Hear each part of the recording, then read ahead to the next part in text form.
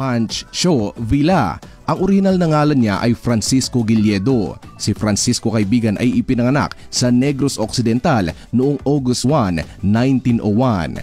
Bagamat nakatira siya sa malaking bahay ay hindi sa kanya yun. Nakikitira lamang siya sa isang mayamang tao sa kanilang lugar. Noong bata kasi siya ay inabandon siya ng kanyang ama at ang ina niya lamang ang nagtaguyod sa ating bida. Sakto namang may mayamang kumare ang kanyang ina kaya sa malaking asyenda sila ngayon nakatira. Hindi naman naging palamunin ang dalawa sa bahay. Doon mayroon silang ginagawa. Tumutulong sa paglilinis ng asyenda, pag-aalaga ng mga alagang hayop ng may-ari at marami pang iba. Parang naging caretaker ang dalawa sa bahay. Lumipas ang mga taon ngayon, kaibigan, si Gilledo ay nagpa siyang umalis sa bahay na kanilang tinitirhan. Hindi ko alam kung ano ang pumasok sa isip ni Gilledo at naisipan niyang umalis, samantalang ako sa ngayon gustong-gusto kong tumira sa malaking bahay. Sana all.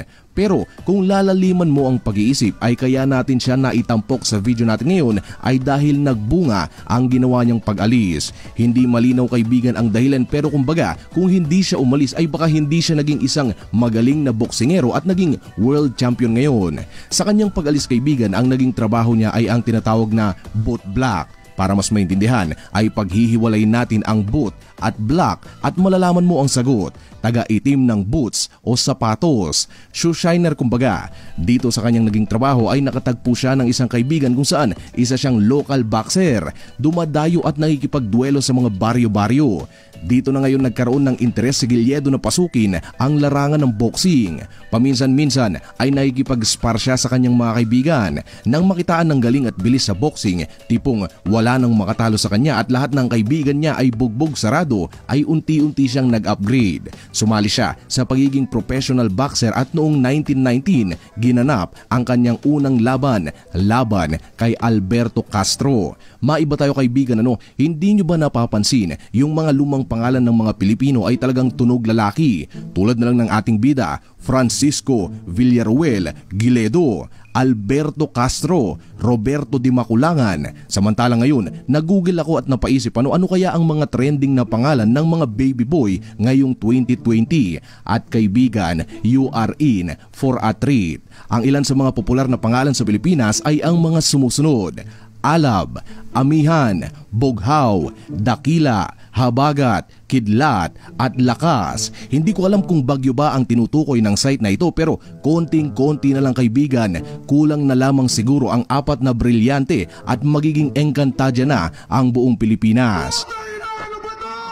Anyway, going back to the topic, sa unti-unting pag-angat ng pangalang Pancho Villa ay nakamit niya sa loob lamang ng 2 taon ang Philippine Flyweight Champion at pinalitan ang noon ang reigning Flyweight Champion na si Terrio Pando. O tingnan mo, kaibigan, lalaking-lalaki talaga ang tunog. Terrio Pando.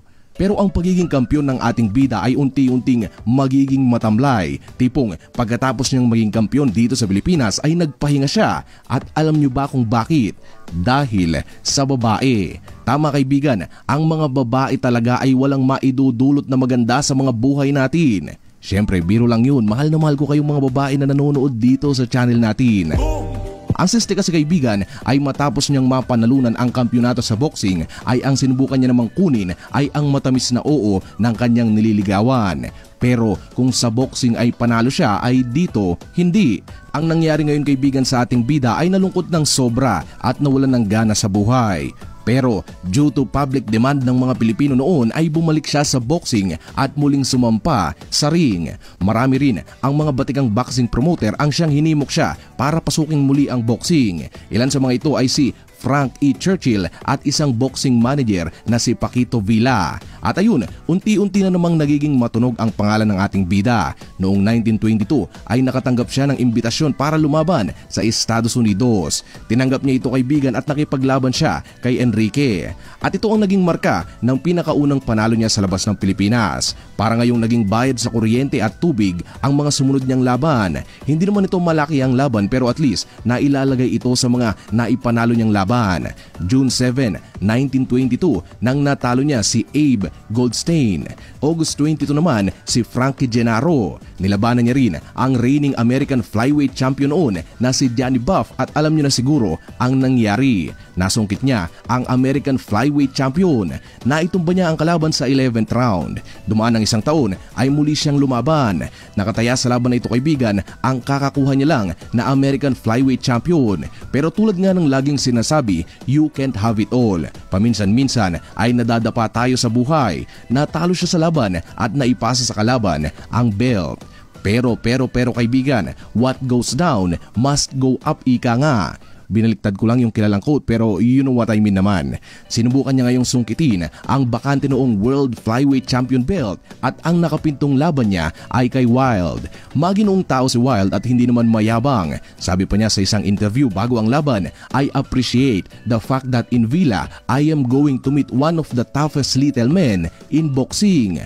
At noong June 18, 1923 nga, naganap ang laban nilang dalawa. Hindi naman dinisappoint ni Villa ang mga tagapanood.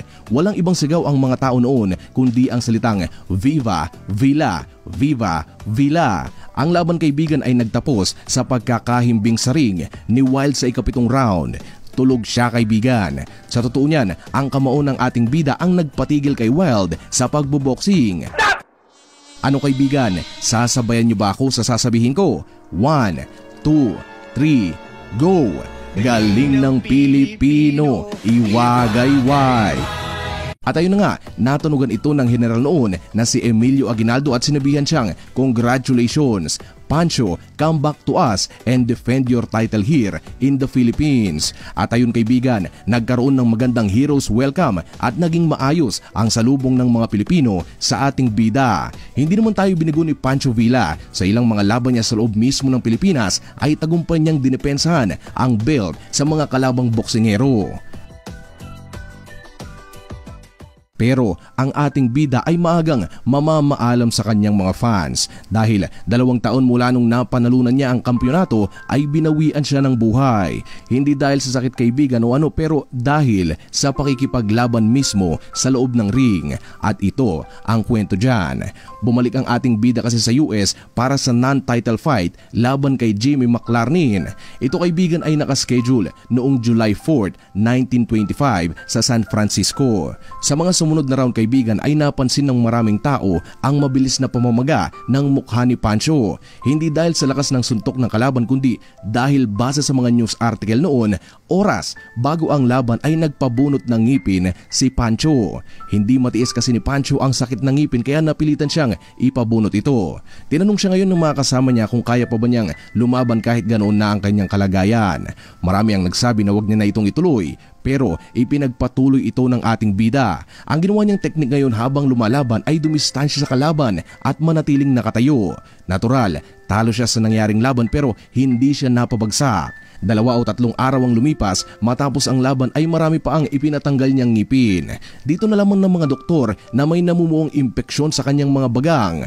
Hindi muna siya pinauwi at sinabing mag-bed rest muna. Lumipas ngayon ng mga araw kaibigan at lalo pa itong lumala. Inilipat ngayon siya sa mas advanced na hospital at doon nalaman na kumalat na rin ang impeksyon sa kanyang lalamunan. Agaran naman siyang inoperahan pero napunta ito sa kanyang pagkakakomatos. July 14, 1925 nang tuluyan ng pumanaw ang pinakaunang Pilipinong World Flyweight Champion na si Francisco Villaruel Gilledo. At ang masaklap pa dyan, 17 days na lang at idadaos na niya ang kanyang kaarawan.